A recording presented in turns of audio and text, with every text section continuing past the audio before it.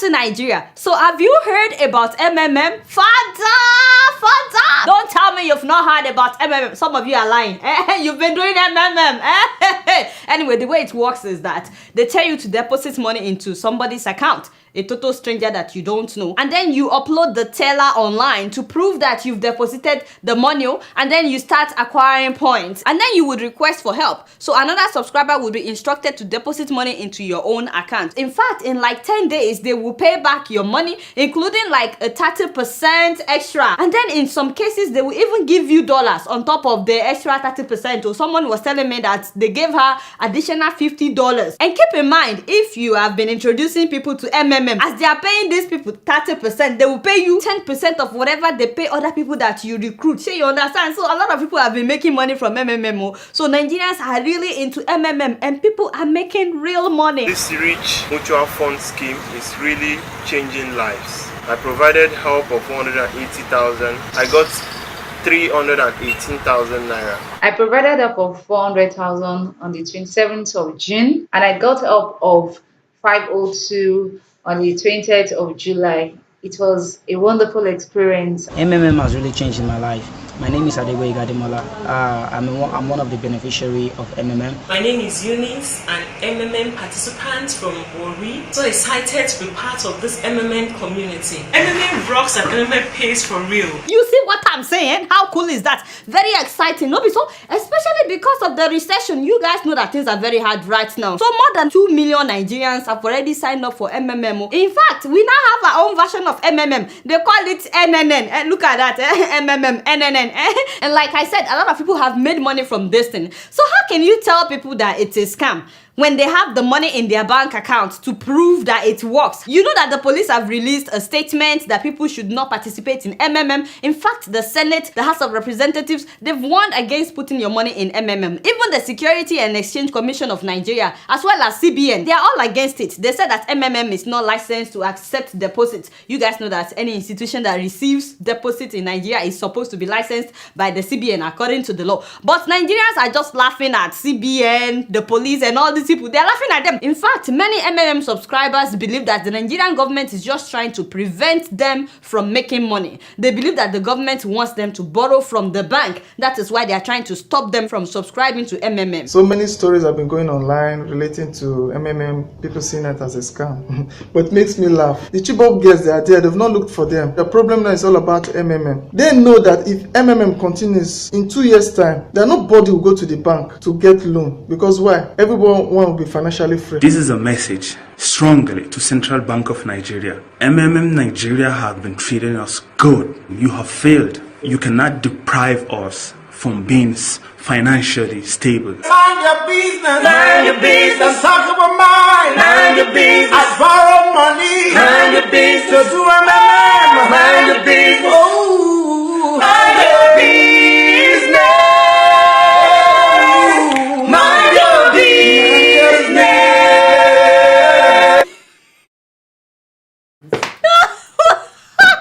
They are not talking about me, by the way. They are talking to the Nigerian government. They said you should mind your business. I love the song. I love the harmony. These people, they are really good. Anyway, now that I've told you guys that you can make money from MMM, I think it would be very bad of me. I think it would be terrible of me not to tell you the whole truth. So it's true that you can make money from MMM, but you can also lose money. In fact, you can lose all of your money. Now, the full meaning of MMM is Mavrodi Mennikova. In case you're wondering what that is, it's nothing but names. These are just the surnames, the last names of 2 brothers and 1 friend that started this Ponzi scheme. Now, the 3 of them had started several businesses in the past using the name MMM. The name of their company is MMM, and it all failed. They were bankrupt. They were in a lot of debt, and then they decided to start this scheme in 1994. So it's not as if they started MMM because they wanted to help people. These guys were broke. They needed money. They were looking for how to make money. That was how they started MMM. They're from Russia, and this was during the Russian hyperinflation. That's a 7-year period of uncontrollable spiraling inflation that Russia experienced. Everything was so expensive at that time in Russia. So things were really, really hard. A lot of people in Russia were desperate at that time. They were willing to do anything. So word started spreading that if you put your money into MMM, you will make money back with 30% extra. Before you knew what was happening, they were even advertising MMM on TV in Russia. People were investing so much money into MMM that the MMM office started filling rooms with cash, as in it was no longer a question of how much have we made. It was a question of how many rooms have we filled, literally. In fact, when they arrested him, the SWAT team apparently took out 17 trucks filled with cash. The journalist Marina made an investigation that when the SWAT came, they sealed the office and took out 17 trucks of cash. Do you see why Nigerians would gladly embrace MMM as well? Because we are also going through something similar to what Russia was going through at the time. We are going through inflation and we have a major recession right now. There is no job. A lot of people have not been paid their salaries for months. That's why millions of Nigerians are really interested in MMM. But do you know what happened in Russia after everybody rushed in? Everything was going well. People were making money. And you know that the more they made, the more they invested. And the more people invested in MMM. Sure, you understand? The main founder was arrested for tax evasion. In the end, MMM owed between 50 million to 1.5 billion US dollars, as in money that they refused to pay back. MMM, a familiar acronym for many Russians and probably the largest fraud case Russia has ever seen. Manipulating people's ignorance and their desire to get rich quick, he founded a company which in fact was a huge financial pyramid, which left more than 1 million Russians without their life savings. As a matter of fact, 50 people committed suicide in Russia because they lost everything. Now, nobody is trying to scare you. You can read about this on the internet. It's everywhere. I'm just telling you what happened. These are some of the people that lost their money, by the way. About 20,000 of them camped outside the MMM headquarters in Moscow, hoping that they would get their money back. MMM had issued them share certificates that looked like banknotes. That's what some of them are holding. And you know, they just realized that the certificate meant nothing. That's why some of them are tearing it apart. The main founder was arrested and they put him in prison. But while he was in prison, the guy is very smart, by the way. He's a mathematician. His name is Sergei Mavrodi. But while he was in prison, he got signatures from people for him to be elected into the State Duma. The State Duma is like the parliament in Russia. He did that because he knows that getting into the State Duma comes with immunity. So he was able to get immunity. I'm not sure why people would vote for him, but the truth of the matter is he had a lot of supporters, people that genuinely believed that the government was trying to prevent them from making money, especially from those that made a lot of money from the MMM. And then he got immunity, so they had to release him from prison. But then he was expelled from the parliament. Mavrodi was even elected to the Russian State Duma and received political immunity from prosecution, but just a year later, he was stripped of his status. And once he was expelled from parliament, he declared bankruptcy on December 22, 1997. And because he had declared bankruptcy, the government couldn't force him to pay people back their money. So he declared bankruptcy, and as soon as he did that, he disappeared. He was on the run. He was hiding until they arrested him in 2003. Now come and see how people were throwing eggs at him. People were so angry with this man because him and his friends, they stole their savings.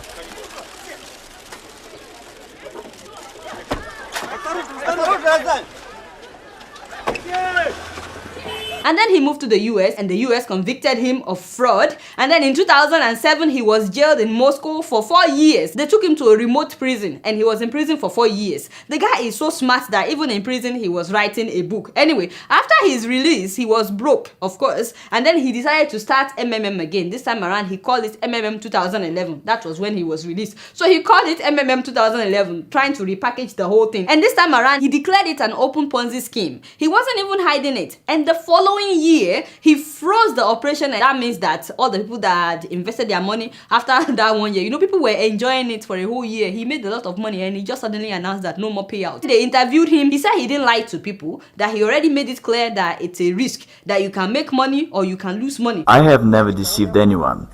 Neither do I deceive now. I honestly say that this is a pyramid. You can lose your money. There are certain risks, no guarantees, no promises. What's the crime here? You see what I mean? And in an interview, Sergey told the Moscow Times that he pays earlier participants with the money invested by later participants. And then he told them that there is no promise of profit. And then he went to India and he started MMM India, started MMM China, Indonesia, as well as South Africa, Lesotho, and Zimbabwe. And now we have MMM in Nigeria as well. By the way, it crashed in South Africa, but they are starting it again. It has collapsed in Zimbabwe, Lesotho. Thousands of people have lost their savings. In fact, when it crashed in South Africa, the ridiculous thing is that they kept telling subscribers to deposit more money and recruit more people. They were telling them that is how they will be able to restart their system. So despite the fact that Russia, the US, several countries are warning people about this man. I mean, the man is from Russia, right? And his own country is telling the whole world that the guy is a criminal. We put him in prison for the same business that you are signing up for. Yet, people are going ahead. Do you guys know that right now, more than 138 million people from 107 countries have signed up for MMM? In fact, it is now the 5th most visited website in Nigeria. Facebook is number 6. Now, let me say to those that have subscribed to MMM and they've been making money, you know, those of you that have deposited money into a stranger's account